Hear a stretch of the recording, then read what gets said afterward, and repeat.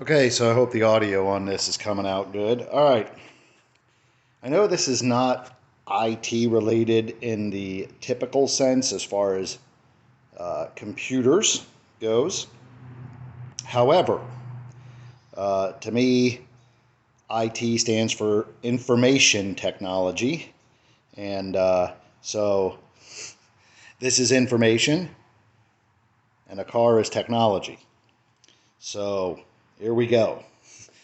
I recently did the Snorkel delete on my 2017 Ford Focus SE. Now, in a previous video that I made years ago, I posted how I converted everything over, reprogrammed the car, so that when I shift into L, it now goes into select shift mode, and I am able to then manually control the gears using a paddle shifting steering wheel.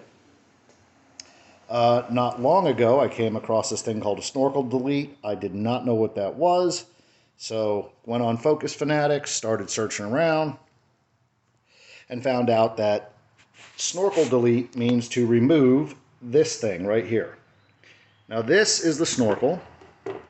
We'll go ahead and pick it up and just show it, right?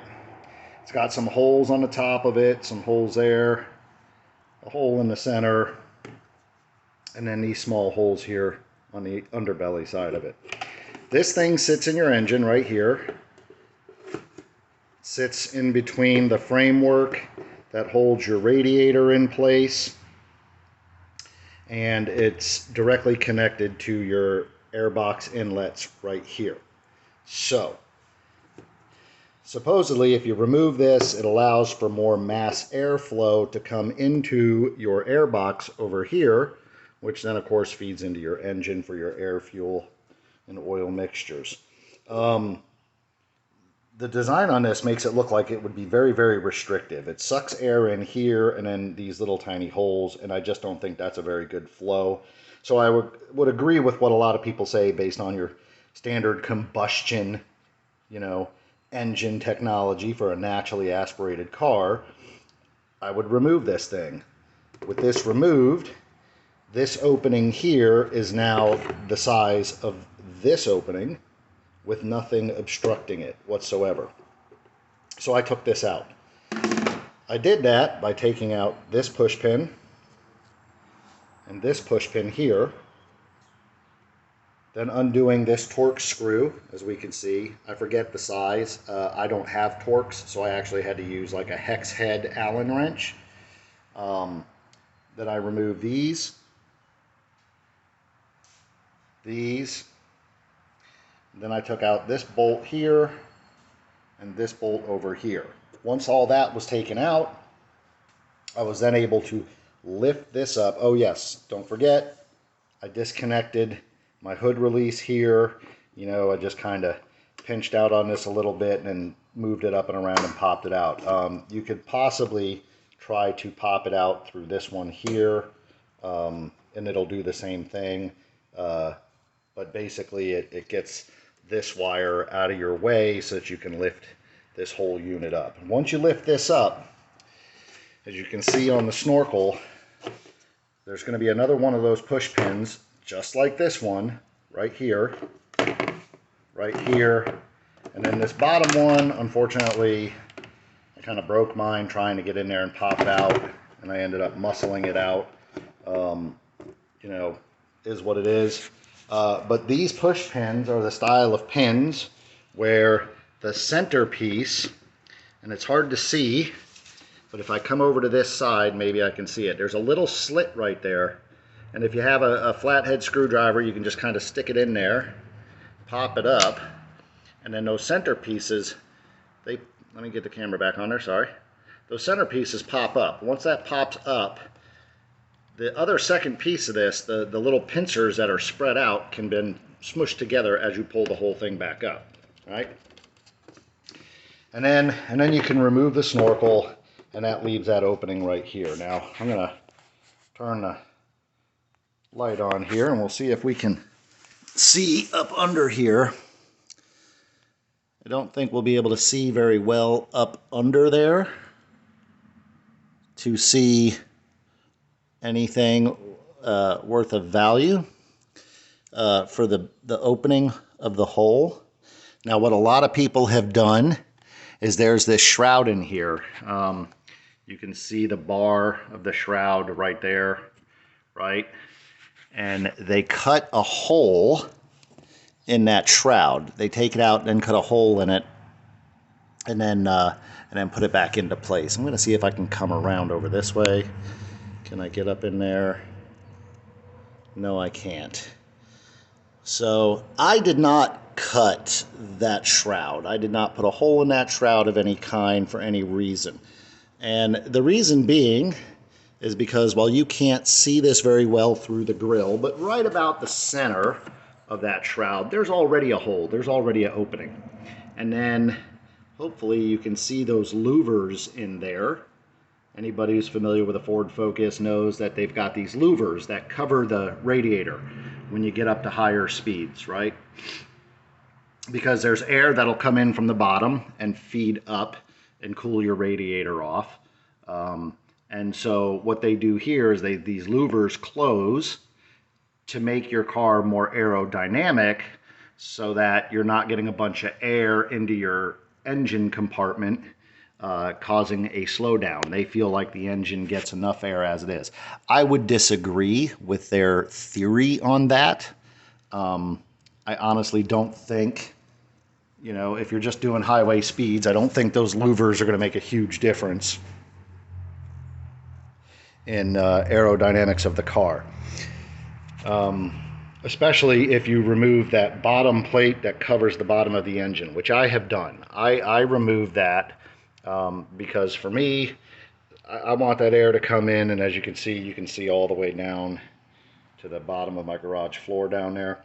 I want the air to come in, cool everything off, go down, flow out, go out the back underneath the car, whatever. It keeps the car running cooler, and I have fewer problems with it.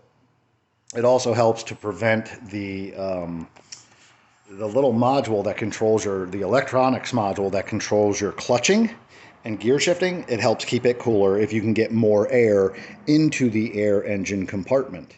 So I'm also going to look for a way to shut those louvers down so that they stay in the open position at all times, and give that a test drive around for a while. But I may not leave them that way because, as I was saying about the shroud that's in here, there's a hole right about in the center of it. It's probably about, I don't know, a couple, 2 inches across. Probably about like that far across this way. And when those louvers are closed, all that engine air coming in through here has nowhere to go because those louvers are, so it goes up, right? Hits in through that little hole and then gets sucked into the mass airflow. Now, some people say cutting a hole in the louver over in the area where this is, so if you follow this down, right, we're going to be cutting a hole in the shroud in this area, will allow the air to come in better there. I have not done any of that. All I did was remove this so it can just naturally suck in more air. And overall, since I've done that, I've been driving it for 3 days now. I don't feel like I've gotten any horsepower out of it, anything like that. I just think it does help with the idling. My idle used to be around 750. Now it's sitting up around 900. So maybe 150 on the idle speed there. And I've noticed that when I'm in the lower gears, if I'm in the automatic mode, not manually shifting, so in automatic, it goes into first gear better on takeoffs. It takes off a little bit better than what it used to. It doesn't seem to bog down or feel like it's bogging down and lagging in some way.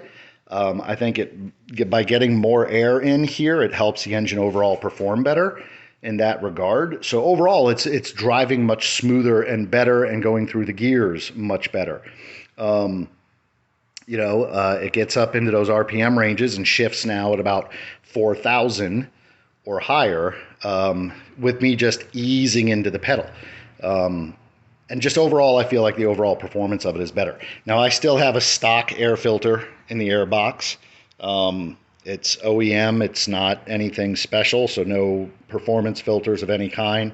I do plan on swapping that filter out with a better, more high flow filter, but I'm not going to go anything too high-end performance.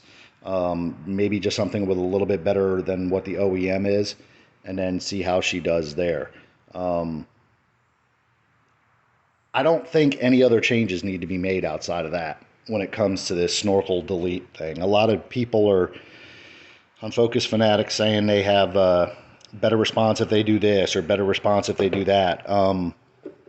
Me overall, I'm looking at keeping it as simple as possible, and I just don't necessarily see a benefit to taking that shroud out the whole way.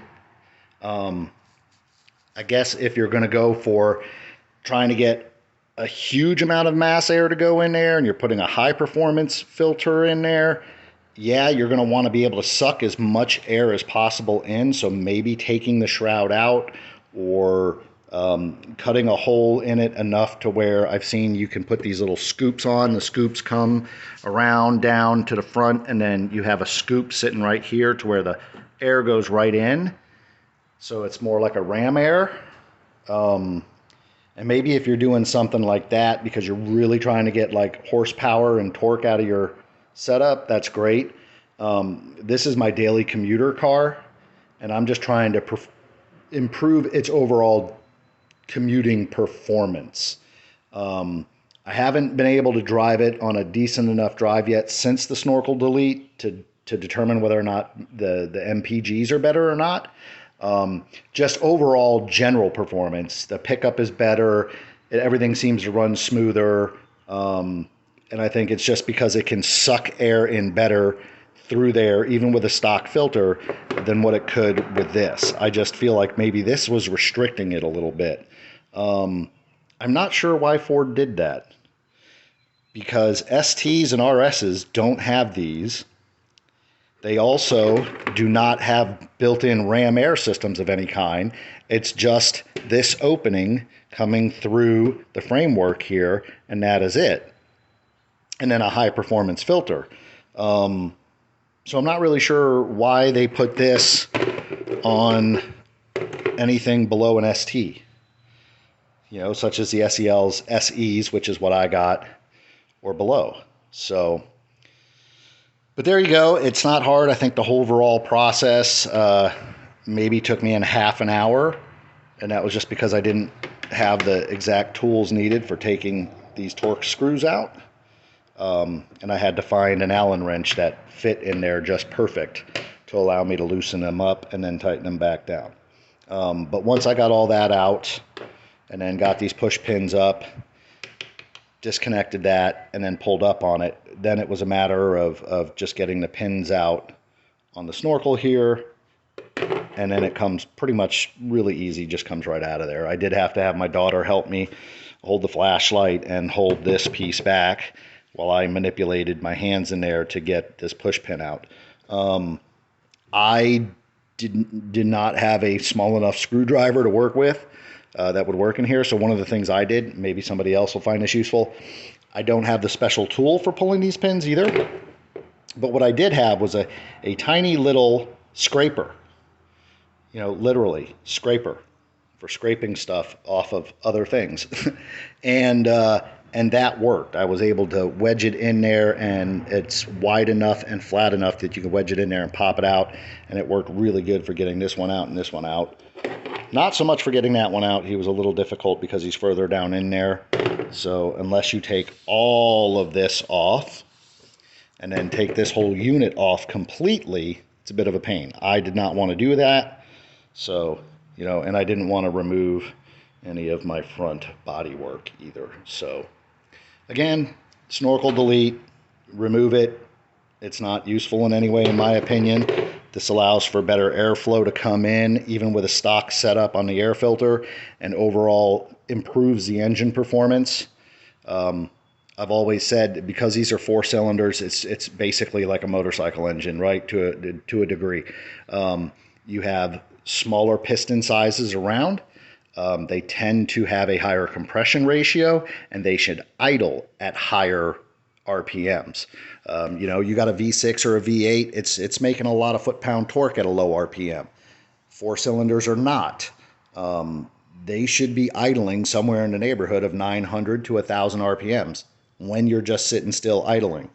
I don't know why they design these things to idle at, you know, 6 to 700. Maybe it's for a fuel conservation thing. I don't know. I average about 36 miles per gallon on the highway, usually getting around 30 around town. So if I could just get the idle to kick up a little higher and stay at about 1,000 RPMs or just shy of it while I'm sitting still, like what my motorcycle does, yeah, I'm probably going to lose a little bit of a MPG to a degree. If I'm sitting idle a lot, because obviously it's using up more gas just idling. But when you're up and running, I don't think it's going to make a big deal. So to have it sit and idle while you're sitting at a stoplight and idle at 1,000 RPMs, when you go to take off and you're easing into that gas pedal, you're going to have a way better performance in those lower gears for that. And that's where 90% of the problem with this car exists, is the low end. First gear, second gear, and then, you know, after that, you're usually pretty good third through sixth. So Snorkel Delete, give it a try. If you have a Ford Focus, it probably works on a Fiesta as well.